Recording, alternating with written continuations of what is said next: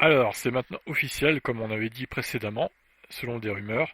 Et bien maintenant, c'est officiel, Domenicali, Stefano Domenicali, qui a géré Ferrari il y a une dizaine d'années, succédera à Chase Carey à la tête de la F1 en janvier 2021. Domenicali n'aura pas de biais pro-Ferrari pour les directeurs d'équipe. Le doute n'est maintenant plus permis. Stefano Domenicali sera bien le successeur de Chase Carey en tant que PDG de la Formule 1. Tout a commencé ce vendredi après-midi par un tweet de Lamborghini. La marque a en effet révélé le prochain départ de l'actuel PDG en rendant hommage à son travail. Notre président et directeur général Stefano Domenicali quittera son poste pour assumer une nouvelle fonction prestigieuse à partir de janvier 2021. Au cours de ces années, avec nous, il a guidé l'entreprise dans une période cruciale et nous a conduit à une transformation exceptionnelle. Quelques minutes plus tard, la F1 officialisait l'arrivée de Domenicali en tant que PDG et président de la F1 à compter aux surprises de janvier 2021. Il a été également confirmé que Chase Carey restera dans la discipline en tant que président non exécutif de la F1.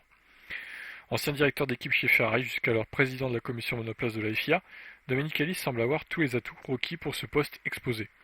Mais avec Jean Todt et Ross Brawn, Scuderia compte déjà deux de ses anciens représentants dans les instances du sport, la FIA et la FOM. 3 ne serait-ce pas de trop? Ouais, c'est vraiment étonnant ça pour le coup. En conférence de presse à Sochi, avant l'officialisation de ces annonces, les directeurs d'équipe ont salué la nouvelle, à commencer par Christian Horner, qu'on annonçait un temps comme le successeur de Bernie Ecclestone. S'il prend ce poste, je pense que c'est formidable pour le sport, il fait partie des bons gars, et je le dis après avoir été en compétition contre lui, quand il était directeur de l'équipe Ferrari. Il avait beaucoup d'intégrité, c'était un racer, un compétiteur, il comprend le business. Il est évident qu'il a passé sa vie dans le monde commercial en dehors de la F1 ces dernières années.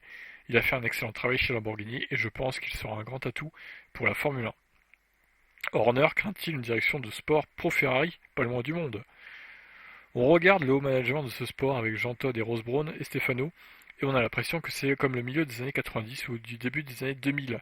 Ferrari, mais je pense pas qu'il y ait de préjugés ou de biais particuliers en faire Ferrari de la part de l'une de ces personnes. Je suis sûr que Stefano, s'il prend le rôle, sera scrupuleux dans son impartialité. Je pense qu'il serait un bon candidat. C'est un type formidable. Nous avons couru contre lui pour les championnats 2010 et 2012. Il a toujours fait preuve d'une très grande intégrité. C'était un gentleman, et il sera un atout pour le sport, un atout pour Liberty Media. Il a cette compréhension, et je pense qu'au fur et à mesure que le sport évoluera, il y apportera beaucoup. C'est aussi l'expérience de Domenicali chez Lamborghini qui a séduit Cyril Abiteboul du côté de Renault, alors même que les marques Alpine et Aston Martin seront au devant de la scène l'an prochain en Formule 1.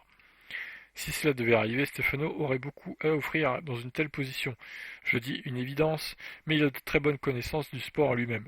Il sait très bien comment le sport peut soutenir un manufacturier, Lamborghini n'étant pas en F1, mais il sait aussi probablement pourquoi ils ne sont pas en F1, donc je suppose qu'il a une perspective différente et intéressante à offrir par rapport à ça. Ce dont nous avons besoin, je suppose, c'est d'une gestion très solide comme toujours, sans être trop pessimiste sur la direction que prennent les choses. Il y a un certain nombre de sujets à l'ordre du jour pour quiconque à ce poste, que ce soit Chase s'il continue dans ses fonctions, ou quelqu'un de nouveau, car il y a beaucoup de sujets. Nous avons besoin de quelqu'un de très solide, de quelqu'un d'engagé, qui connaisse le sport, qui soit entouré d'un groupe de personnes fortes.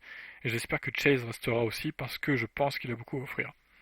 Si Rabbit Bull sera donc satisfait puisque Chase Carey restera bien donc comme président non exécutif de la Formule 1. Voilà, donc c'est officiel, Domenicali sera PDG de la Formule 1 dès janvier 2021. Alors, est-ce que pour vous c'est une bonne ou une mauvaise nouvelle? Je vous laisse réagir.